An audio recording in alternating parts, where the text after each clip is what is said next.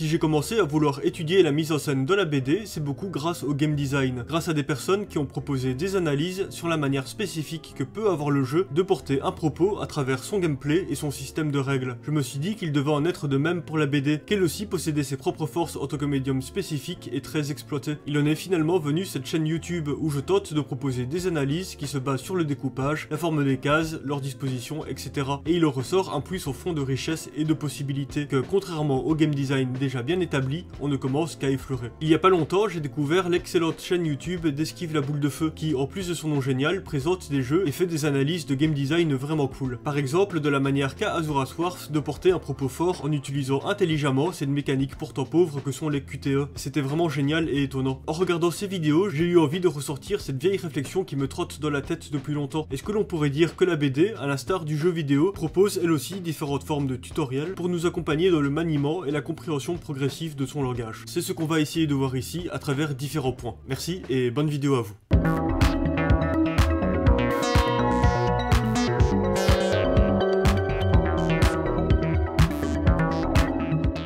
La base de l'apprentissage de lecture d'une BD est bien sûr l'ordre des cases et des bulles. En plus de la potentielle lecture de texte bien sûr, c'est la compétence primordiale à acquérir. Et ce genre de schéma classique, sorte de tutoriel de base, bien qu'ayant son utilité, est d'ailleurs très imparfait, car il ne prend pas en compte la lecture non linéaire, poussée par certains auteurs et par la liberté de chaque lecteur, et qui fait partie intégrante de l'expérience et du ressenti que l'on a quand on lit une BD. On a presque constamment dans notre vue périphérique les images extérieures à la case que l'on lit, et ce phénomène peut être plus ou moins poussé selon la taille et le contenu de ces autres cases, comme par exemple dans un manga le fait de disposer sur la page de gauche une image pleine page que l'on ne peut pas rater et complètement s'empêcher d'observer avant de commencer sa lecture linéaire de droite à gauche. Du coup, dans une idée de vision englobante, on peut être poussé à appréhender certaines cases par groupement.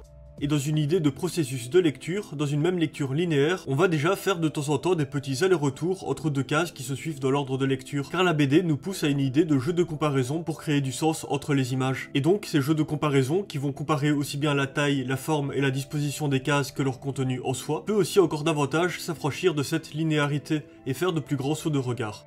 Ce point nous met sur la voie de quelque chose d'intéressant. Contrairement à un film ou à un dessin animé, la BD offre davantage de marge de manœuvre dans sa manière d'être appréhendée. Par exemple, les images fixes permettent davantage d'observation et de contemplation qu'une série de plans qui défilent en se succédant, ce qui permet aux auteurs et autrices d'autres types de composition, de rythme de narration, et par exemple de manière de faire comprendre la spatialisation de ces lieux et de ces personnages. Prenons en exemple cette page de Berserk, où le rapprochement physique entre Guts et ses ennemis se fait bien sûr par la logique narrative, mais aussi par les informations que nous donne la comparaison directe entre les cases. Il y a d'abord le strip du haut qui est séparé en deux cases de même taille. Ensuite, il y a le second strip où la case du début de course des ennemis prend davantage de place et s'étire. Ensuite, on passe logiquement à des cases qui prennent toute la longueur du strip et dans lesquelles on peut voir un zoom vers Guts qui s'alterne avec celui sur les ennemis, ce qui fait un double rapprochement entre les adversaires, à la fois dans l'espace du combat et dans celui de la page. Le propos de cette page est aussi bien porté par la lecture linéaire que la vision plus globale et demande au lecteur d'être actif dans la création de sens que l'on peut en tirer, en le poussant dans une mécanique de comparaison assez instinctive. Mais cette liberté et marge de manœuvre qu'offre la BD doit alors être encadrée, pour éviter que le lecteur ne se perde ou brise un rythme de lecture cherché par l'auteur. C'est en tout cas le cas pour ce qui est d'une lecture classique, car fortement perturber l'ordre de lecture peut aussi alors devenir un outil intéressant pour porter un propos qui va dans ce sens, comme par exemple la perdition d'un personnage. Tout cet encadrement est notamment conduit par un ensemble de codes et d'acquis bien installés dans le médium, des codes narratifs, visuels,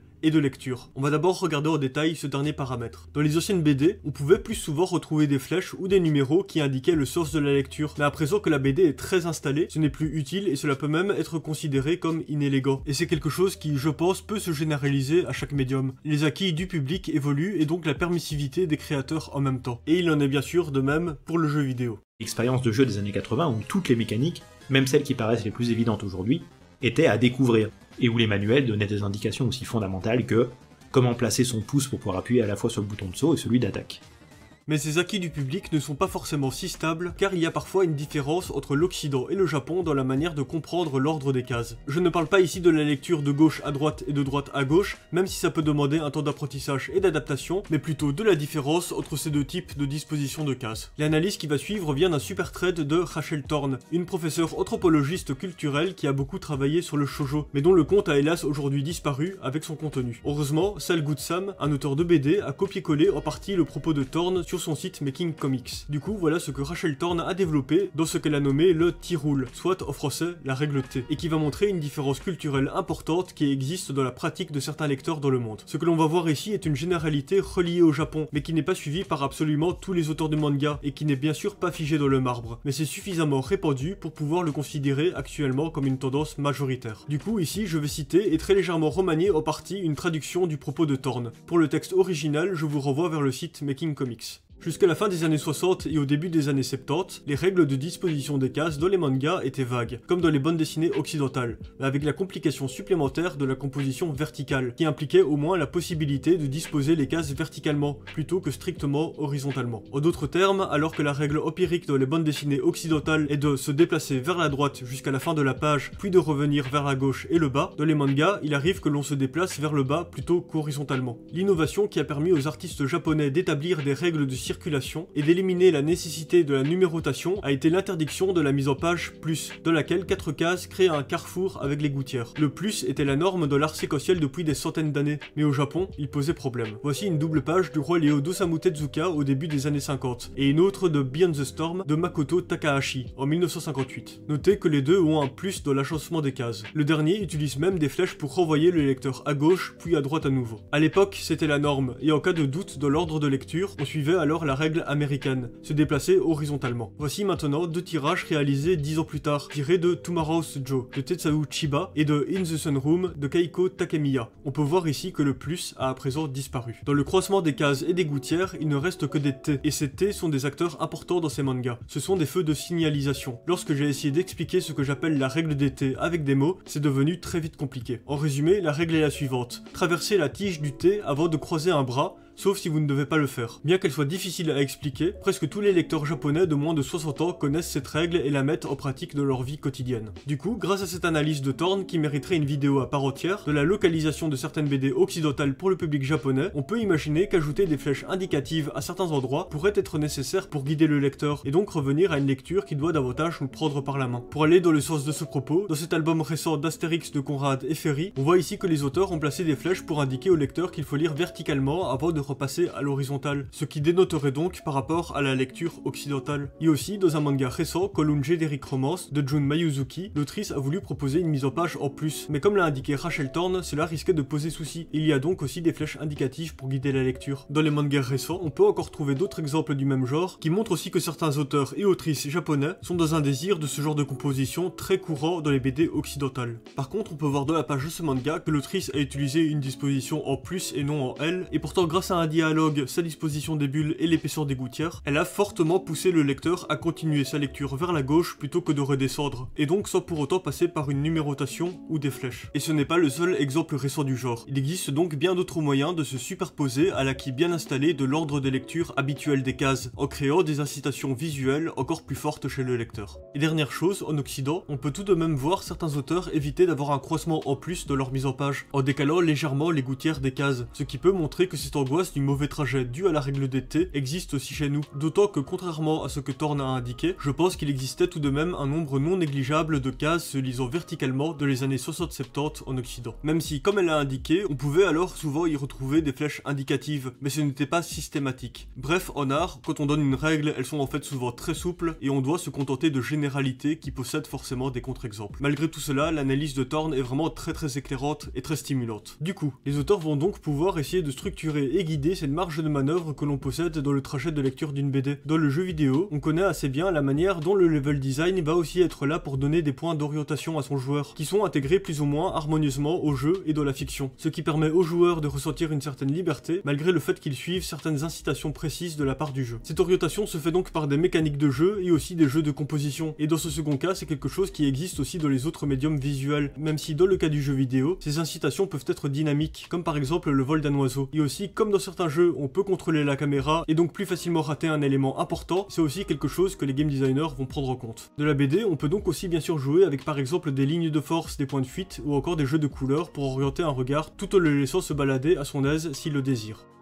À un niveau plus global, les pages et les cases sont des grands points structurants dans une BD, des moments clés pour diriger le trajet du lecteur. Et bien sûr, un visage ou encore un personnage principal qui peut être positionné plusieurs fois dans une même page vont être aussi un moyen d'attirer et de ponctuer le regard à travers la narration. Mais le texte est, je pense, encore le moyen le plus sûr de ponctuer la lecture linéaire, surtout quand il est entouré d'une bulle.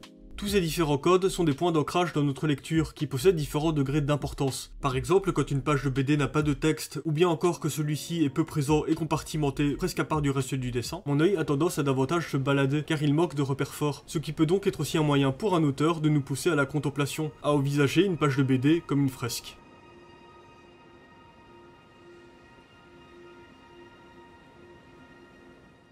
D'ailleurs, pour finir ce point sur la liberté du lecteur, j'ai aussi envie d'aborder l'idée importante de vitesse de lecture. Perso, j'ai souvent tendance à balayer rapidement le regard sur le dessin et de lire globalement assez vite. À cause de cette habitude, je suis passé à côté du plaisir de lecture de l'Astero Inuyashiki, qui comporte peu de texte et beaucoup de grandes cases. N'étant pas retenu par du texte pour m'imposer un minimum de tempo, je l'ai lu trop vite en ne m'apprenant pas assez de l'histoire et de la mise en scène de ses dessins. C'est d'ailleurs aussi une remarque que l'on peut retrouver chez certains lecteurs du manga Les Liens du Sang, qui est aussi une BD très particulière sur son rythme et ses chapitres parfois très peu bavards et composés de grandes cases. Ce manga nous incite à une lecture calme, où l'on prend le temps d'observer les bizarreries du quotidien des personnages, de leurs non-dits et de leur langage corporel, pour installer un sentiment de malaise, avant de mieux basculer dans l'horreur psychologique et de toute sa tension, dont l'angoisse insoutenable va pouvoir au contraire venir potentiellement accélérer notre rythme de lecture. Comme l'avait fait remarquer Drams dans notre vidéo sur ce manga, la répétition du plan fixe de profil de la mer peut à un moment nous sauter aux yeux, ce qui fait que l'on peut avoir envie de revenir en arrière dans notre lecture pour vérifier si cette mise en scène était déjà présente, ce qui nous pousse à porter un propos sur la mer, qui fait des efforts pour maintenir les faux-semblants et pour tenir un rôle. L'auteur peut donc nous pousser à revenir sur des pages en arrière dans notre lecture. On le voit avec ces deux exemples, on a une part de responsabilité quand on lit une BD, qui peut passer par une remise en question de nos habitudes bien ancrées, car ces habitudes peuvent nous empêcher de voir le propos qu'un auteur cherche à nous apporter. Mais bien sûr, si dans l'impatience et la curiosité, on désire parfois lire en premier la dernière case de la double page avant de commencer la lecture dans l'ordre prévu, libre à nous de le faire, et cette liberté fait aussi partie du plaisir que l'on a à lire une BD. C'est une manière de faire qui peut rappeler à la fois les lecteurs de polar qui commencent par la fin et donc la résolution de l'enquête avant de commencer le roman par le début, ou encore un de ces droits du lecteur qu'avait écrit Daniel Pennac où il disait que le lecteur avait le droit de passer des pages. Mais alors ici, c'est davantage un acte conscientisé que celui du lecteur dont le regard va être happé par un dessin dans le flux de la lecture et du récit. Et encore une fois, c'est quelque chose avec lequel peut jouer activement un auteur, et donc l'intégrer pleinement à ses mécaniques de narration. Mais pour autant, je pense que l'on peut dire que toute lecture de BD comporte une certaine dose de chaos, et qu'il faut donc aussi envisager ce médium en tenant compte de ce biais-là.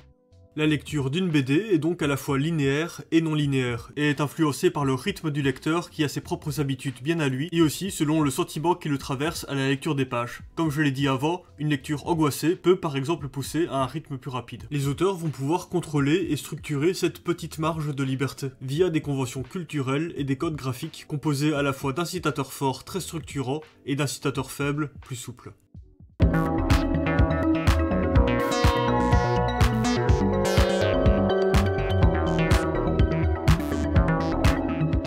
Dans la majorité des BD, il y a donc une espèce de socle commun de code qui peut varier selon l'époque et les régions, mais un socle commun quand même. Voyons quelques exemples de ces variations de code. Par exemple, dans les mangas, depuis je sais pas quand, le fond noir représente très souvent un flashback. C'est devenu un acquis pour les lecteurs. Mais certains auteurs japonais peuvent décider de faire autrement, comme par exemple dans SNK, les flashbacks sont montrés par des cases inclinées dans un angle précis. Ou encore dans Battle Royale, il y a différents types de mise en scène pour les flashbacks, et le fond noir y est utilisé pour marquer des ambiances. Ce sont des partis pris de mise en scène qui créent différents types d'opportunités, des utilisations de codes graphiques qui vont influencer la manière dont un auteur va ensuite penser sa narration. Dans SNK, le flashback avec ses cases très identifiables participe à donner une identité visuelle à une page et plus généralement à ce manga. De plus, elles peuvent facilement venir accentuer l'idée d'un basculement dans la narration, et elles possèdent aussi une grande souplesse pour s'intégrer à une scène déjà en cours. Autre exemple ici, où c'est un code pourtant très établi de la majorité des BD qui vient être changé. Dans MFK2, la suite de Mutafukaz, si une bulle est collée en haut de la case, il faut la lire en priorité avant de lire les autres, même si celle-ci se situe plus à gauche.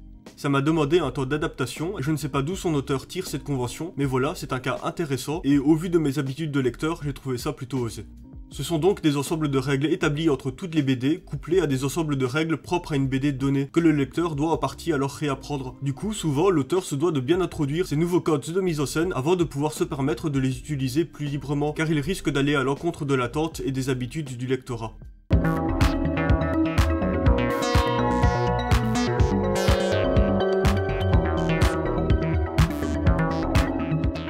Du coup, dû à la marge de liberté que possède le lecteur en partie livrée à lui-même, mais qui se doit dans le même temps de suivre des règles de lecture, peut-on faire un lien entre la manière que peut avoir la BD de faire comprendre ses codes narratifs et de la manière que peut avoir le jeu vidéo de faire comprendre ses mécaniques de jeu. En vrai, cette idée de faire comprendre progressivement des codes pour ensuite les faire varier, les combiner et les complexifier, on peut le retrouver dans tous les médiums narratifs. Et pour ce qui est de la BD, j'ai déjà abordé cela dans plusieurs de mes vidéos, sans forcément le nommer ainsi. Mais un truc intéressant, c'est d'abord que, comme je l'ai déjà en partie montré, la BD reste particulière sur cet aspect, et aussi que c'est intéressant de nommer et donc conscientiser cette idée de tutoriel de la BD. Cela donne un angle d'approche différent et un focus très pratique pour analyser la mise en scène d'une BD et sa didactique interne, comme on va le voir ici avec ce petit exemple tiré de Spy X Family. Dans ce manga, il y a un personnage de télépathe, Anya. C'est un type de pouvoir assez intéressant dans une BD, car la mise en scène de la pensée est quelque chose d'assez particulier. Déjà parce que la bulle est un outil complexe, très structurant dans la lecture, et pourtant très versatile, et qui possède un statut particulier dans la fiction, à la fois invisible et tangible pour les personnages. Une bulle est ressentie par un personnage, car elle sert d'outil d'expression et de communication, mais la majorité du temps, alors qu'elle occupe un espace au sein de la BD, elle ne possède pas pour autant un même niveau de matérialité que, par exemple, un élément de décor. Il existe différents types de mise en scène de pensée qui sont un acquis pour tout lecteur qui a au moins lu quelques BD, et justement, Tatsuya Endo va devoir ici composer avec ce bagage très installé des lecteurs. C'est bien l'aspect de cet équilibre entre liberté et respect des règles qui fait que je me permets d'opérer un lien un peu forcé entre la BD et le jeu vidéo. Ce dernier doit souvent mettre en place un tutoriel pour faire comprendre aux joueurs ses mécaniques de jeu. Ce qui m'intéresse ici, ce n'est pas le tutoriel passant par un bloc de texte et ou des schémas, mais plutôt le tutoriel entièrement organique, uniquement expliqué via le gameplay et donc via des incitateurs précis qui conduisent l'expérimentation du joueur.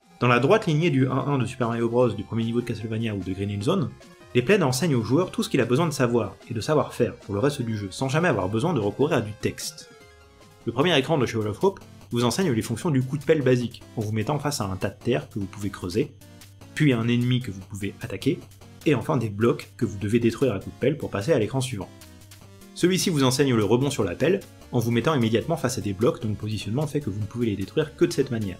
Et quand bien même vous n'auriez pas remarqué que le rebond sur la pelle existe, et vous finiriez par simplement appuyer sur tous les boutons par frustration, vous allez vite vous retrouver à presser bas en l'air, et activer la bonne commande.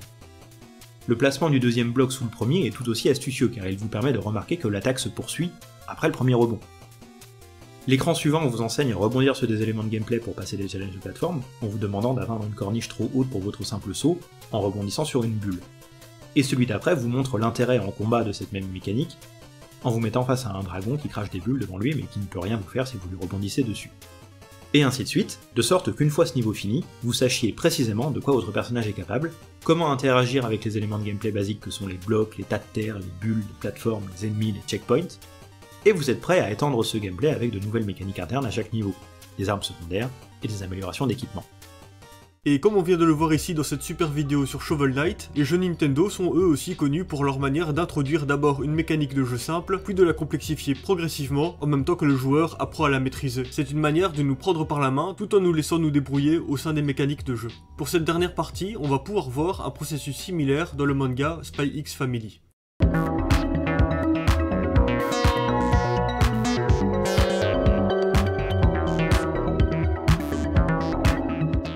Du coup, Spy X Family est un manga de Tatsuya Endo racontant comment un espion, une assassin et une télépathe que rien ne reliait vont, sous différents impératifs, devoir faire semblant d'être une famille modèle. Dans le même temps, ces trois personnages s'efforcent chacun de conserver leur secret, et ce même envers les membres de cette fausse famille. Tout le monde ignore la véritable identité des autres, sauf bien sûr Anya, petite fille naïve mais débrouillarde, qui, grâce à sa télépathie, a accès à leur sombre jardin caché, ce qui permet de relativiser et faire de l'humour sur ces adultes qui pensent bien contrôler leurs secrets. Ce monde caché intérieur qui nous est facilement donné dans une BD grâce à la mise en scène de la pensée prend ici une autre dimension due à la présence d'une télépathe. Bien installer un code qui correspond à une pensée va donc être important pour l'auteur avant qu'il n'introduise Anya qui va venir tout chambouler. On va donc voir de quelle manière dans ce premier tome l'auteur met en place cet élément de mise en scène. Retenons quand même qu'une bonne partie des éléments de l'analyse que je vais expliquer ici peuvent très bien se comprendre instinctivement, surtout pour un lecteur habitué. Mais si je me mets à la place de quelqu'un de moins aguerri, comme par exemple un enfant qui est aussi la cible de ce manga, je trouve que l'auteur fait preuve de pas mal de didactique pour aider son lecteur sans interrompre pour autant sa narration. Et comme toujours, essayer de mettre des mots précis sur des procédés les met différemment en lumière et leur donne aussi une autre compréhension.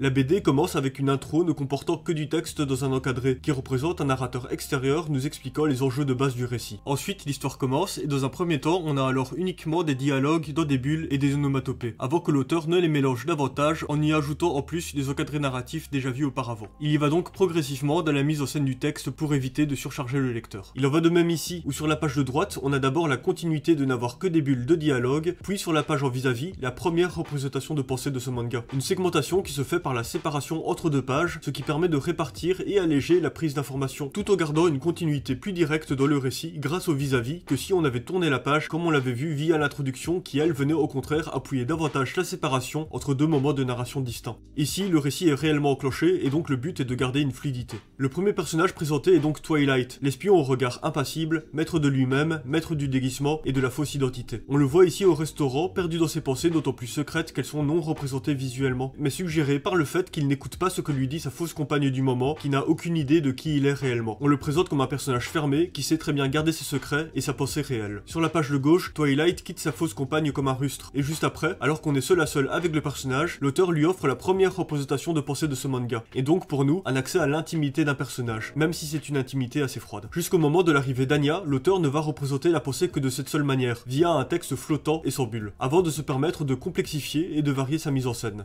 Ce premier texte est en plus montré directement dans la tête de Twilight, pour renforcer la compréhension instinctive du lecteur que l'on nous montre ici une pensée. De plus, la pensée est ici montrée en deux temps, d'abord montrée dans le noir arrondi du chapeau, ce qui donne l'impression d'une sorte de bulle, mais dont la couleur inversée tend davantage à nous montrer un intérieur, une intimité. Il y a donc dans un premier temps une insistance sur l'idée qu'on nous montre une pensée, et ensuite, il y a la seconde partie de la pensée, inscrite directement dans l'environnement de la case, qui est ici très épurée car entièrement vide, ce qui sera la mise en scène la plus classique de la pensée. Ce texte en deux temps répartis au sein d'une même case permet d'opérer un lien entre ces deux bouts de phrases, et par déduction, comprendre qu'on peut tous deux les identifier comme une pensée. On entre ici dans cette idée de jeu des différences et des comparaisons, qui sont une mécanique importante de la création de sens d'une BD.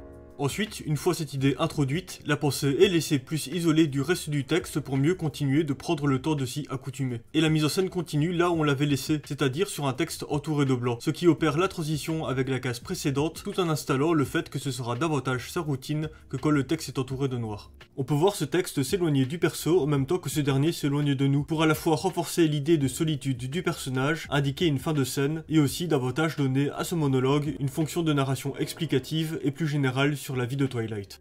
On va continuer l'analyse de cette page pour aller plus loin dans cette idée de mécanique de comparaison. On peut aussi voir que l'auteur a commencé sa page de gauche avec une bulle de parole normale, et donc opéré une continuité avec la page précédente, qu'il a ensuite déclinée via une mise en scène sans bulle, pour montrer en contraste une parole davantage secondaire et en aparté. Ce texte sans bulle, qui n'est pas de la pensée, est indiqué par une police d'écriture différente, et elle a aussi été collée très près du texte de pensée, ce qui permet encore une fois cette idée de comparaison directe et pourtant non linéaire pour intégrer des informations à différents niveaux de lecture. C'est aussi probablement pour ça que l'auteur n'avait pas utilisé ce type de parole sur les pages d'avant, pour éviter que l'on installe que le texte sans bulle était forcément du dialogue et non potentiellement aussi de la pensée. Les deux types de paroles sans bulle ont donc été introduites en même temps pour tout de suite bien faire comprendre leurs différences graphiques et leurs rôles respectifs. Par contre, les onomatopées avec et sans bulle avaient déjà largement été utilisées dans les pages précédentes, qui sont donc un type de texte représentant du bruit, dont la nature est très différente de celle d'une parole, et qui est donc moins sujette à une potentielle confusion. Pour renforcer les acquis du lecteur, ici, l'auteur les met tout de même dans une mise en situation de comparaison directe. De plus, dans cette case, pour la première fois du manga, l'onomatopée est écrite en blanc, ce qui la différencie encore par rapport au texte de pensée et de dialogue, malgré le fait qu'elle aussi soit sans bulle ici.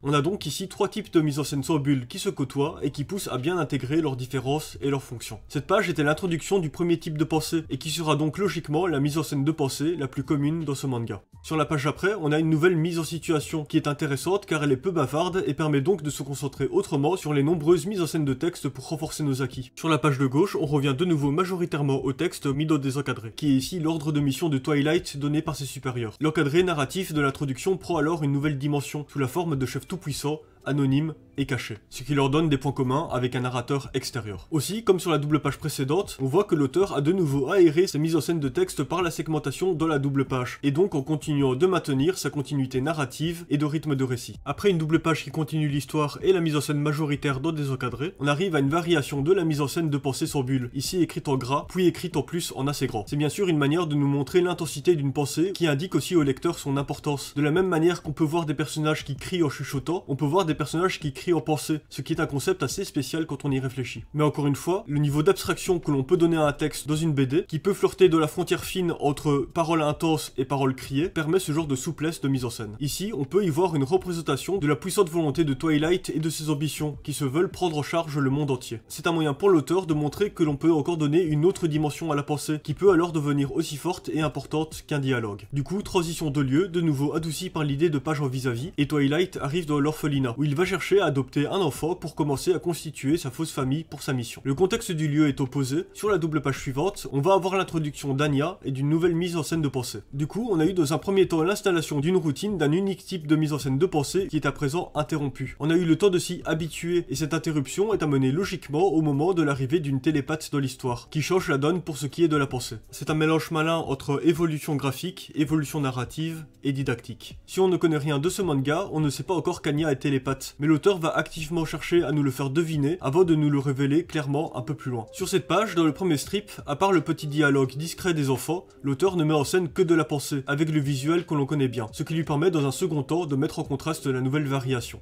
Et encore une fois, l'auteur introduit une nouvelle mise en scène de pensée en la faisant partir de la tête de Twilight, et dans une zone ombrée. Ça donne à la fois une cohérence dans sa mise en scène et dans sa didactique. Aussi, c'est parfois dur de mettre des mots sur le ressenti d'un code graphique, mais on voit clairement que le texte résonne différemment lorsqu'il est cerné ainsi. Dans cette case, cela renforce peut-être encore davantage l'idée d'intimité, mais en tout cas, vu le contexte, on peut probablement y voir l'idée d'une pensée captée par une télépathe. C'est d'ailleurs intéressant que la seconde bulle de pensée déborde sur la case du bas, où on commence à percevoir Anya qui semble alors y réagir. Le fait que la première bulle soit bien ancrée dans la tête du personnage pour ensuite lui échapper à la fois de son corps et de sa case, renforce cette idée de perte de contrôle de sa part, et de quelque chose qui est happé de lui, même s'il l'ignore. On peut voir que l'auteur semble aimer ce principe de mise en scène en deux temps pour faire comprendre une idée à son lecteur. Ensuite, l'auteur nous montre pour la première fois la pensée de quelqu'un d'autre que Twilight, en le faisant partir et finir sur les deux représentations de sa tête, et en ombrant le fond sur le premier plan, avec Anya qui garde le regard fixe vers l'avant, et donc à la fois vers le personnage et vers ses bulles. Encore une fois, la présence d'une télépathe change la donne, et on a donc accès à davantage de pensées que celui du premier personnage principal. Et cette nouvelle occurrence est aussi un moyen pour l'auteur de continuer de donner des indices sur la télépathie d'Anya pour les lecteurs qui l'ignorent encore. Dernière chose, et perso je ne l'avais pas remarqué au début, mais pour marquer les moments où Anya lit une pensée, une onomatopée Sting est indiquée. Pour le lecteur plus attentif que moi et qui le remarque, ça peut aussi être un indicateur du pouvoir d'Anya. Et ensuite, dans le manga, ce signe reviendra de temps en temps que l'auteur désire davantage marquer l'utilisation de la capacité de télépathie. Et c'est bien sûr aussi un moyen de renforcer la personnalité et l'aspect unique du personnage. Et dans cette scène de l'orphelinat, un autre moyen de commencer à indiquer doucement qu'Anya réagit aux pensées des autres personnages, et aussi le fait de lui mettre une petite bulle avec des points de suspension. Ensuite, l'auteur va de nouveau jouer avec un débordement des bulles sur deux cases, en ajoutant en plus le fait que la phrase dite à haute voix va être continuée sous forme de pensée, et donc représenter ce que Twilight préfère en fin de compte garder pour lui. Et bien sûr, cette continuité d'une même phrase en deux phases très différentes accentue l'idée qu'Anya, elle, ne perd pas le fil du propos. Après avoir insisté sur le fait qu'Anya réagisse à la pensée, sur la page de gauche et donc toujours par un jeu de vis-à-vis, l'auteur revient à sa mise en scène de base de la pensée pour installer le fait que peu importe la mise en scène, Anya capte les pensées. Du coup, il y a d'abord eu une insistance sur le pouvoir d'Anya par un remplacement complet de la mise en scène de la pensée avec un nouveau type de bulle sur lequel l'auteur a insisté avant de se permettre de revenir sur un vis-à-vis à l'ancienne mise en scène et donc commencer à introduire en douceur l'idée que dans ce manga, il va varier à sa guise le visuel de la pensée. Et enfin, sur cette fin de double page, on a un troisième type de mise en scène de pensée avec la classique bulle en nuage. C'est intéressant car cette bulle est tout d'abord assignée à uniquement Anya, qui est la seule pouvant garder sa pensée secrète. Pour représenter cela, elle a donc une bulle bien fermée qui lui est sur le moment réservé et qui en plus ne se place pas directement dans la tête du perso. Et le poser en fin de double page renforce l'impact de cette nouvelle mise en scène car elle participe au marquage d'une conclusion. Sur la double page suivante, l'auteur continue de faire progresser sa mise en scène en donnant en plus un petit symbole d'énervement à la bulle de Twilight. Grâce à Anya, la pensée nous est montrée avec plus de précision. Twilight perd ses secrets et son sang-froid d'apparence. Comme on l'a vu, dans un premier temps, l'auteur a donc ménagé ses effets de bulle pour mieux introduire le pouvoir d'Anya. Mais à présent que c'est bien installé, il va se permettre de jouer avec toutes les mises en scène possibles, ce qui lui donne une grande marge de manœuvre et une palette créative très fun à découvrir pour le lecteur. La narration peut continuer de se complexifier sans s'en donner l'air et donc offrir plus de souplesse et de possibilités à son auteur. Dans la suite du manga, Tatsuya Endo va notamment pouvoir représenter la pensée avec du dessin et aussi tendre davantage vers l'idée qu'Anya regarde et lit les bulles de pensée des autres notre personnage. Aussi, mais c'est un sujet à part entière, la fluidité narrative que permet la BD de naviguer de la parole à la pensée et de la réaction vive d'un personnage au temps de lecture est vraiment fascinant et plein de richesse. Bref, j'ai essayé de montrer ici la didactique qu'a ce manga et de la manière dont il a de nous prendre par la main et de conduire notre lecture, et notamment en nous poussant activement au jeu de comparaison. Et si vous n'avez jamais lu ce manga, je vous le conseille vivement, il est vraiment très amusant à lire. Et notamment grâce au décalage qu'apporte la télépathie et à la mise en scène brillante que lui donne son auteur.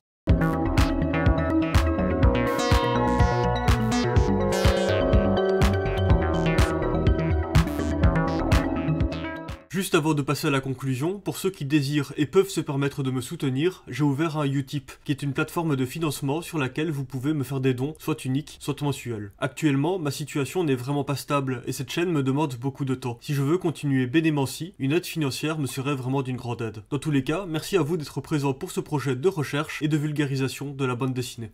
Alors, malgré toute cette vidéo, on est d'accord que l'idée qu'il y aurait un rapport fort entre la BD et le jeu vidéo a plus de limites qu'autre chose, et aussi que mon envie de faire cette comparaison est motivée par mon approche très mécanique de la BD. Et c'est vrai que dans mes vidéos, j'ai de base tendance à utiliser le vocabulaire du jeu pour parler de mise en scène. L'origine de ma réflexion qui part du game design n'est pas pour rien dans le fait que j'ai fini par utiliser ce terme un peu gratuit de comics design pour présenter mon activité. Bon, aussi cette vidéo m'a permis de montrer mon joli personnage l'Elden Ring, ce qui est toujours une bonne motivation. Des os pas des os. Du coup, j'ai fait un peu de forcing avec cette idée de rapport entre BD et jeux vidéo, mais aussi parce que ce forcing m'a semblé être un bon terreau de réflexion. Pour ce qui est de la BD en soi, on a pu voir certaines choses intéressantes. Le fait qu'il faille suivre un ensemble de règles pour lire une BD, et que ces règles peuvent varier selon l'époque et les régions, qu'il y a un apprentissage à faire des codes au sein de certaines BD, qu'on peut avoir une responsabilité dans son rythme de lecture, que malgré le fait que dans une page de BD il y a beaucoup d'éléments pour guider notre regard, la BD peut pousser dans le même temps à une lecture non linéaire, à des jeux d'aller-retour et de comparaison des cases, et donc en fin de compte à une certaine forme de liberté qui nous demande d'être actifs et attentifs pendant notre lecture. D'ailleurs, certaines BD utilisent le fait qu'un lecteur puisse prendre le temps de décortiquer un dessin pour faire une sorte de mini-jeu interne à la Où est Charlie, pour intégrer des easter eggs, des messages cachés et de la narration environnementale qu'un lecteur peut prendre le temps de décortiquer à son aise sans interrompre le récit, car le temps de pause sur une case fait partie du processus de la lecture. Et comme je l'ai déjà montré dans ma vidéo sur la page comme espace de déplacement, cette idée de jeu au sein de la BD peut aussi être amenée par certaines mises en page qui nous poussent à les considérer comme telles. On pourrait aussi parler de Comic Zone, un jeu Mega Drive où on se déplace dans les pages d'une BD, ou encore des BD dont vous êtes le héros et donc de ces objets hybrides que sont les livres-jeux. Mais c'est un vaste sujet que je ne connais pas bien et que j'aborderai peut-être un jour sur cette chaîne. Et je remercie Drams, avec qui j'avais fait ma vidéo sur les liens du sang, pour son aide sur la partie de la règle d'été. C'est lui qui a réussi à me retrouver une trace sur un autre site du trade de Rachel Thorne, et il m'a aussi beaucoup aidé à trouver des exemples pour illustrer tout ça et nourrir notre réflexion. D'ailleurs, tous les exemples que je tire de mes vidéos viennent d'un gros travail de documentation qui comporte plein de dossiers que je remplis principalement moi-même, mais merci à toutes les personnes qui y ont déjà contribué, que ce soit directement ou via des partages d'images sur Twitter que je vais pouvoir repêcher. Toutes ces archives sont vraiment devenues une base importante de la réflexion de mes vidéos, et j'essaye un maximum de varier les exemples à travers mes vidéos pour éviter que l'on se lasse et surtout pour éviter de tourner en rond. Enfin bref, merci d'avoir regardé cette vidéo jusqu'au bout. N'hésitez pas si vous avez des réflexions, des contradictions ou encore des points pas clairs à relever. Si vous souhaitez m'aider dans ce vaste projet qu'est BDmancy, vous pouvez me soutenir sur Utip ou encore liker et partager la vidéo. Merci tout le monde et à bientôt.